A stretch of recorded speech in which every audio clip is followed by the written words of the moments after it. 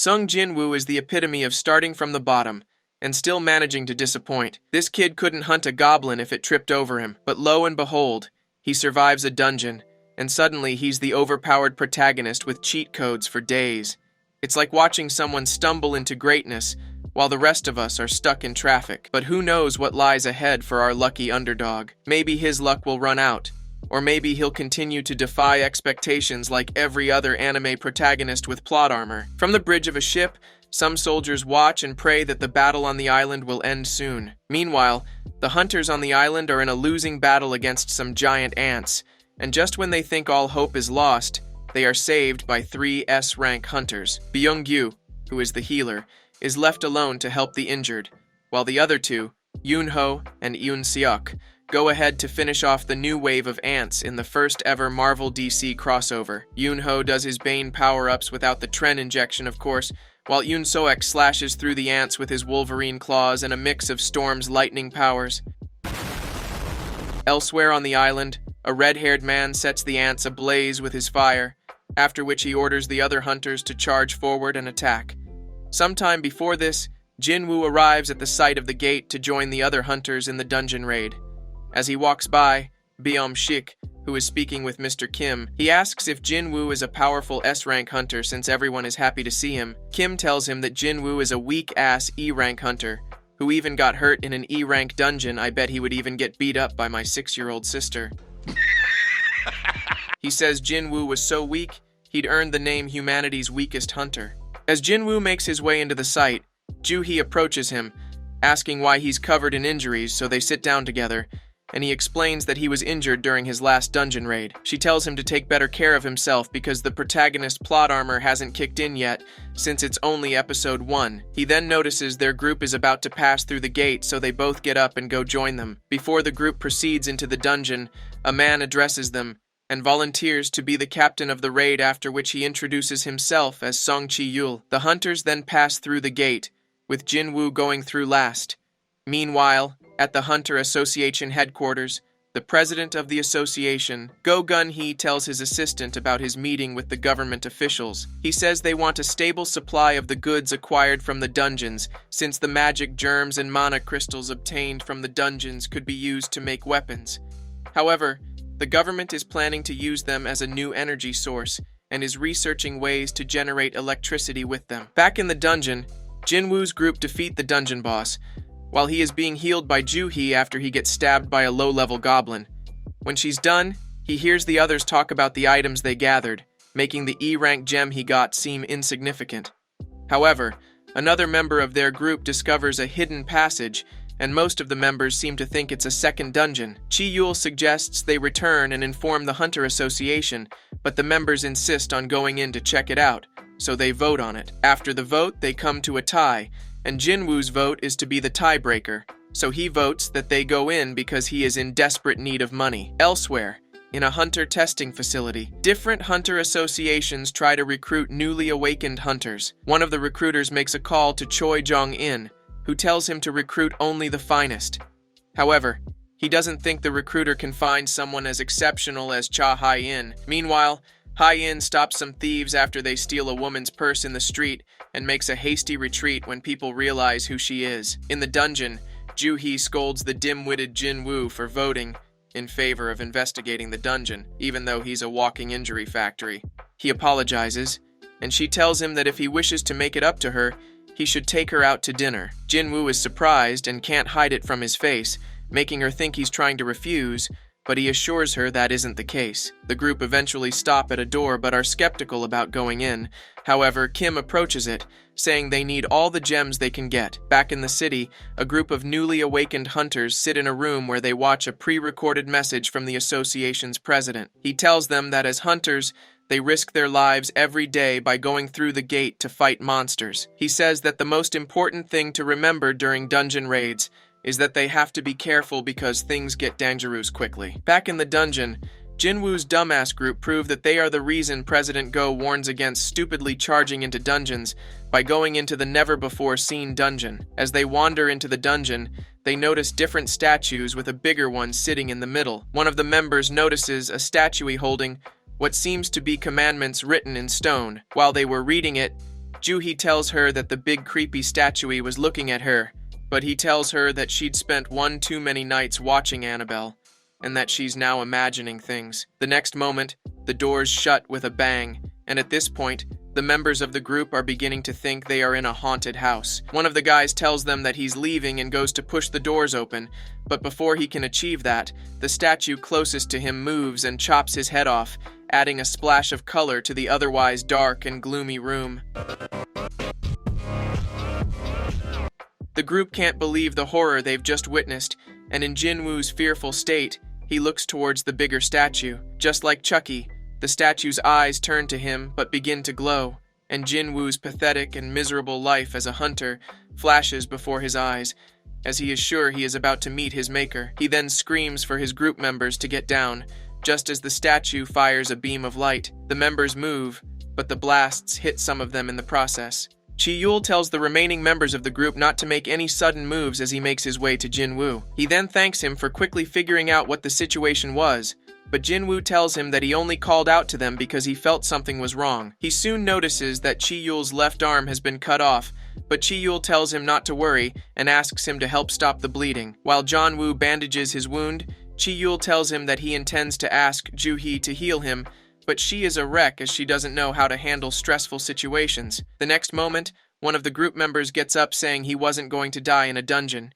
He then attempts to break the Flash's record as the fastest man alive by outrunning the statue's beam, but the statue proves Einstein's theory that nothing is faster than the speed of light and disintegrates his entire body, only leaving his legs as a souvenir for his friends. After seeing this, Chi-yum and Jin-woo conclude that the statue could take them out easily if it wanted to. Jin-woo begins to wonder why the statue hadn't taken the rest of them out, and figures that like every other dungeon, this one has its rules. Suddenly, he remembers the commandments and asks Chi-yul to tell him what the first one was. Chi-yul tells him that the first commandment was to revere God, and Jin-woo says that they had to follow the rules before getting up. Chi-yul tries to stop him, but when he sees the look of determination on his face, he lets him. The moment Jin-woo stands up, the statue notices him, but before it can kill him, Jin-woo bows his head, causing the attack to halt. Jin-woo realizes the only way to save themselves is to bow, so he tells the others to do that. The moment they do this, the statue's expression changes and it smiles like a Cheshire cat, making it look like the nun's twin brother, the priest. After a while, Beom-shik rises to his feet when he realizes that the statue's attacks have stopped.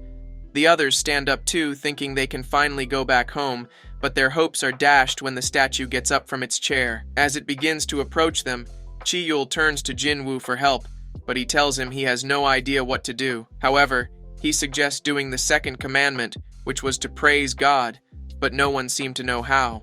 A guy then steps up saying he's been studying different religions, so he gets on his knees and starts praying. Just when they think his prayers are working, the evil statue quashes him under its feet like a bug. This makes the others start running around like headless chickens until Chi-yul suggests they spread out in different directions. As they run, Beom-shik tells himself that he cannot die in the dungeon because he has his pregnant wife and child to return to. He then runs and stands in front of a statue, but by the time Kim tells him to move the statue behind him, slashed him in half. The same thing happens when some other members stand in front of statues holding weapons. Jin-woo, who is running together with Ju-hee, soon realizes that they need to stand in front of the statues holding instruments, so he informs the other. They immediately do this, and the statues begin to play. But when Jin-woo and Ju-hee arrive at a statue, it doesn't play, and he deduces that it's one person per statue. He tells Ju-hee to remain where she is, and he runs towards another statue with the god statue hot on his tail.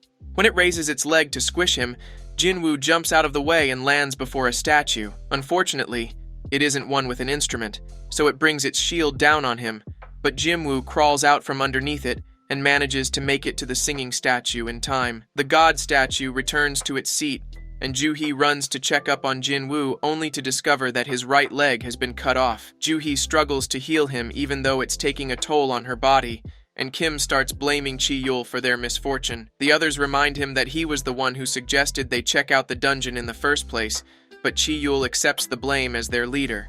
The next moment, the god statue raises its hand, and an altar rises in the middle of the dungeon. Chi-yul turns to Jin-woo, asking what they are to do next, and he tells them that the last commandment is to prove their faith in God. Kim immediately pulls out his sword and says they would use Chi-yul as a sacrificial lamb. When Chi-yul steps into the circle, a light comes on, confusing them further, so Jin-woo asks 2 of the remaining members of the group to help him to the altar. When they step into the circle, 3 more lights come on, and Chi-yul tells him that they have to figure out a way to get out of the dungeon because if the gate stayed open for more than 7 days, it would lead to a dungeon break. If a dungeon break occurs, the monsters inside would make their way into the world, which is why the hunters went into the dungeons to kill the monsters in the first place. Jin-woo realizes that if they don't defeat this so-called god and close the gate, it will escape into the city and cause real damage, so he calls Kim and Joo-hee and asks them to join them. With the 6 of them in the circle, blue lights come on, and almost immediately, the statue with weapons starts moving towards them. They also notice that the doors have opened, but Jin-woo tells them they have to make eye contact with the statues to stop them from moving. However, the girl helping him stand gets overwhelmed and makes a run for the doors. Luckily, she makes it through, but the doors close a bit and Jin-woo thinks the so-called god is trying to give them false hope. The guy holding also gets tired and runs away, leaving only 4 of them in the middle of the circle. Jin-woo tells them that if they could keep their eyes on the statues until the blue lights go out, they would all be able to leave. Unfortunately, Kim abandons ship, leaving only Jin-woo, Joo-hee, and Chi-yul in the circle. Chi-yul then tells Jin-woo to take Joo-hoo and leave, but when Joo-hee's legs give out, Jin-woo suggests Chi-yul take her and go. They start to protest, but he points out that he has only 1 leg and will not be able to carry her out even if he tries. He then gives her the magic gem he got from killing the goblin and tells her to use it to buy the dinner he promised her. Joo-hee starts protesting but gets knocked out by Chi-yul, after which he takes her out of the dungeon. Alone, Jin-woo tries to gaslight himself into thinking he'll be able to take on the statues, but they give him a royal beating.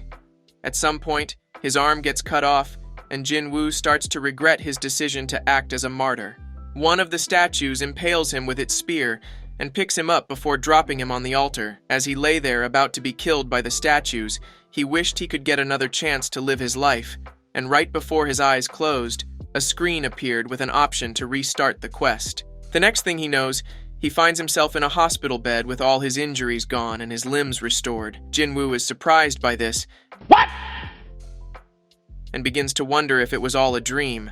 But the next moment, the door opens, and the men in black walk in. The blonde man then introduces himself as Woo Jin-chul, the manager of the Hunter Association surveillance team, and the second man introduces himself as Kang Tai-shik. They tell him that he's been unconscious for 3 days, and he asks how Chi-yul and Joo-hee are doing. Jin-chul lets him know that because he lost his arm, Chi-yul will have to retire from being a hunter. While Joo-hee is so traumatized, she's become Arkham's newest outpatient and might also have to retire. He also tells him that after the others made it out of the dungeon, they alerted the White Tiger Guild, but by the time they arrived, the temple was gone, and Jin-woo was the only person they found in the cave. Jin-chul added that if not for the fact that the survivors' statements all correlated, or that some of the remains of the other members were recovered, no one would have believed the temple was there in the first place. He then asked Jin-woo if he'd experienced a second awakening, which allows an already awakened hunter to surpass their current rank. This has Jin-woo thinking that he had somehow leveled up and was now a badass high rank.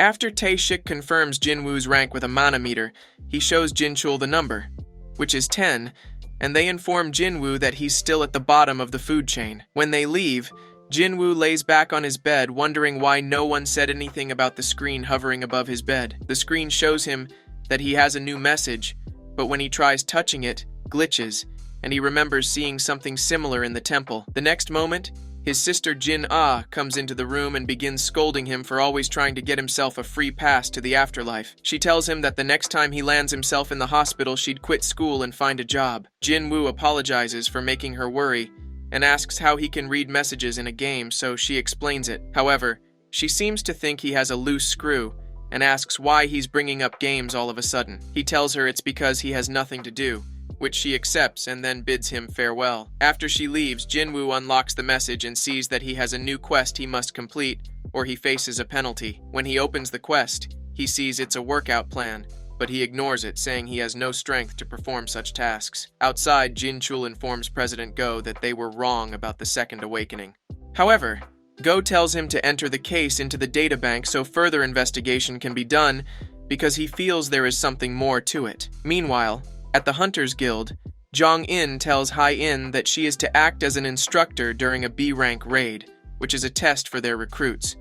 She tries to refuse, but he insists, saying she's the best in the guild, and he trusts in her ability. He also says he is trying to build up their guild's combat abilities, and she is the best candidate for it. Elsewhere, a gate opens in the middle of a road and almost causes an accident. Back at the hospital, Jin-woo was asleep, but the moment the clock struck 12, the room started shaking. He wakes with a start thinking there's an earthquake, but he gets thrown off the bed. When next he opened his eyes, he saw that he was in a desert, and the ugliest-looking centipede he'd ever seen came up behind him. The screen appears again, showing him that he is doing a penalty quest, and all he has to do is survive for the next 4 hours. Easy peasy, lemon squeezy, right? Unfortunately, Jin-woo didn't think that way, not with the huge, creepy crawler trying to turn him into an appetizer. Meanwhile, the nurses go to his room to check on him and find it empty, so they start looking everywhere for him. Back in the desert, Jin-woo runs against the sands of time to avoid getting eaten by the centipede and his other family members. Luckily, the time elapses and he finds himself back in his room, panting like he'd just finished a marathon, which he did, by the way. As he lies on the floor, the screen notifies him that he has completed the penalty quest right before the door opens, and the nurses find him passed out. Days later, Joo-hee gets a call from Kim the deserter, asking if she'd like to join him on a new raid, but she declines. He then tells her that Jin-woo has woken up, which makes her very happy, so she goes to visit him. When she gets to the hospital, she meets 2 nurses in the corridor talking about Jin-woo and his daily exercise routine. She looks out the window just in time to see Jin-woo run past, so she turns around and leaves. After his run, Jin-woo sits on a bench and checks the screen for his rewards since he completed the task. The first one removes all the exhaustion he feels, and the second is ability points, which he adds to his strength. Back in his room, he receives a random loot box containing a key, after which the screen appears and lets him know the key can be used to teleport to an instance dungeon. Later on, he goes to visit his mother, and as he watches her, he remembers how he'd found her unconscious 4 years ago. The doctors had told him she had the eternal death disease, which was caused by exposure to mana.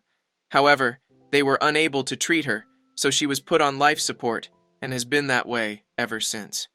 Later that day, Jin-woo goes to the Hapjeong station entrance and uses the key to open the instance dungeon. When he steps inside, the entrance seals up, and he realizes he is in an alternate dimension after he sees a woman walk out of the station. The screen lets him know that the only way out is by either clearing the dungeon or using a teleportation stone, so he decides to try clearing the dungeon. While exploring the dungeon, he is attacked by goblins, but he manages to fight them off. Before he can bask in the fact that he has gotten stronger, he is attacked by a wolf, but manages to dodge. When the wolf moves to attack again, he notices his legs wobbling like jelly, and wonders if it's because he's afraid.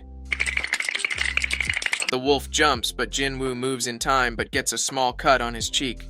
The wolf moves in for another attack, and Jin-woo does an award-winning gymnast move before bringing out his inner Saitama and punching the wolf into a wall. The wolf gets back up and charges at him again, so he keeps punching it, but quickly realizes it's useless and runs for his dear life. When he stopped running, he pulled up his inventory and pulled out a sword, which he used to slice the wolf in half. With the wolf dead, the screen shows that he has leveled up, after which his injury healed. However, he notices 2 more wolves approaching him and struggles to pull his sword out of the ground as it has become stuck. When he finally pulls it out, he swings the sword, but one of the wolves pulls a classic Zoro move and catches the blade with its teeth. Jin-woo kicks it, causing it to let go, and in one strike, slices its head off before turning to the second wolf, but it runs away. Jin-woo crumbles to the floor and checks his stats, which shows that he is now a level 2. This makes him realize that the more fights, the more his abilities increase, causing him to grow stronger than before. While checking the bodies for gems, he finds out that he is to get items instead, which makes him wonder if the monsters in the instance dungeon were different from the ones in the gate. After receiving the wolf's fang, he sells it and picks up his sword, wondering if he should leave, but remembers that he'd have to acquire a teleportation stone to be able to do so without facing the boss.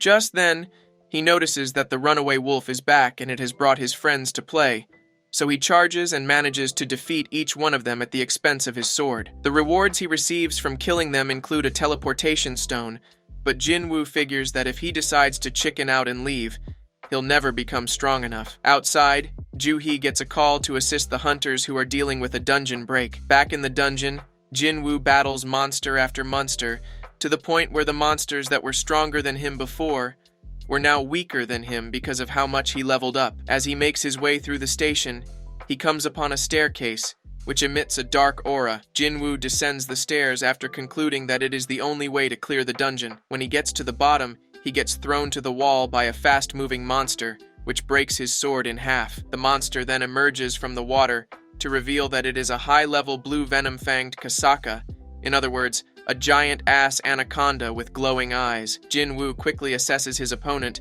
and realizes that its armored scales would be impenetrable with his sword. The snake attacks and Jinwoo manages to deflect using his sword despite its speed.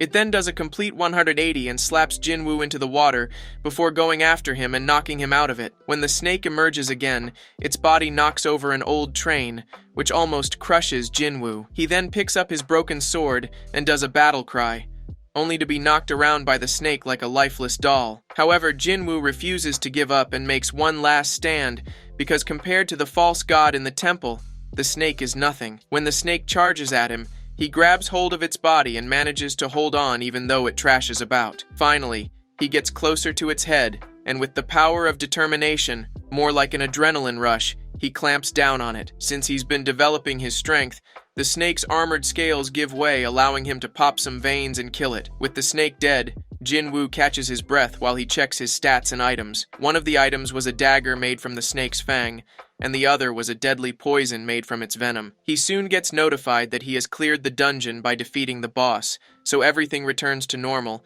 and he finds himself back in the train station. After making his way out of the station, he sees the streets are empty and wonders what time it is.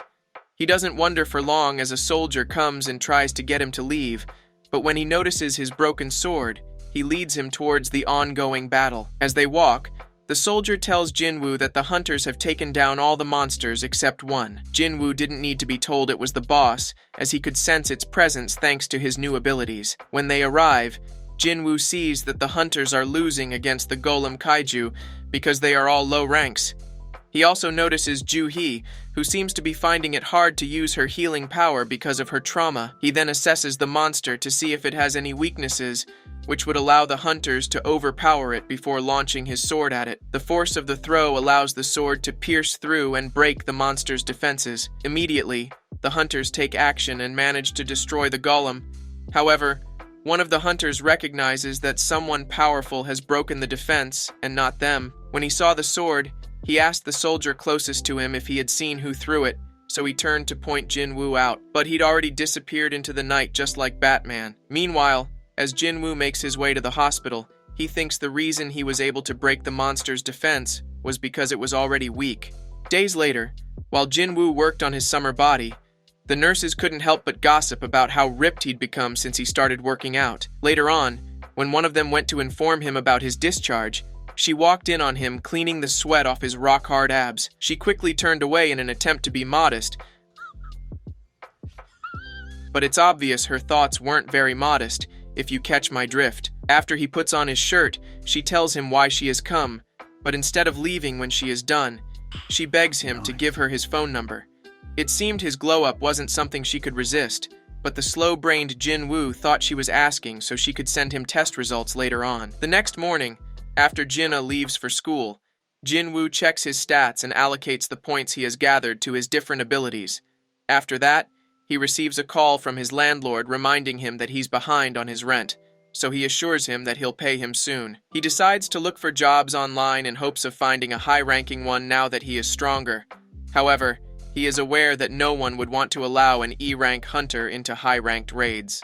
He then considers getting a rank reappraisal, because that way he can discover if he has truly reawakened. It would also give him a chance to participate in high-ranked raids, and the fame he would get as a reawakened hunter would allow him to make extra money. The only problem was that he hadn't mastered his new powers yet, and he wasn't sure he was ready for the fame, so he trashed the idea just as his phone pinged with a message. Sometime later, he makes it to a gate, and just as the screen informs him that he's completed his quest for the day, a group of hunters call out to him. Their leader introduces himself as Hwang Dong-suk, and when Jin Woo introduces himself, the members of the group start mocking him because of his title. Dong-suk tells him to ignore them and says they don't need him to engage in combat since they only need him because they are required to have 8 people to be able to take on the quest. He explains that after the quest, he would be paid a certain amount but would have no share in the spoils. Jin Woo agrees and asks what they need him to do, so Dong-suk points at the bags containing supplies and says he has to carry them. Jin Woo has no problem acting as a pack horse,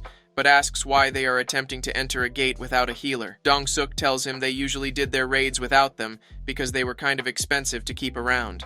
Jin Woo then appraises them and concludes that they are the dumbest idiots to walk the planet for refusing to get a healer when all their ranks require a healer to boast them. After Jin Woo signs the contract, another hunter approaches him and introduces himself as Yu Jin-ho, a D-ranked hunter, but one look at him and Jin Woo could tell he is a spoiled rich kid. They then set out for the gate, and after the pass-through they find themselves in a darkened cave, which reminds Jin Woo of the cave that led to the temple. When they make it to the center of the cave, they discover holes in every part of the wall, and Jin Woo quickly deduces that they are dealing with insect-type monsters, so he alerts the others. They pull out their weapons and he lets them know they are about to drop in from the opening above. When the ants come into view, the hunters face them head-on, and as Jin Woo watches them, he is impressed by their skills. However, he feels there's something off about the entire situation, but can't seem to place it. After the battle, the group begin looking for gems and crystals until one of them calls Dong-suk's attention to the way some of the ants looked.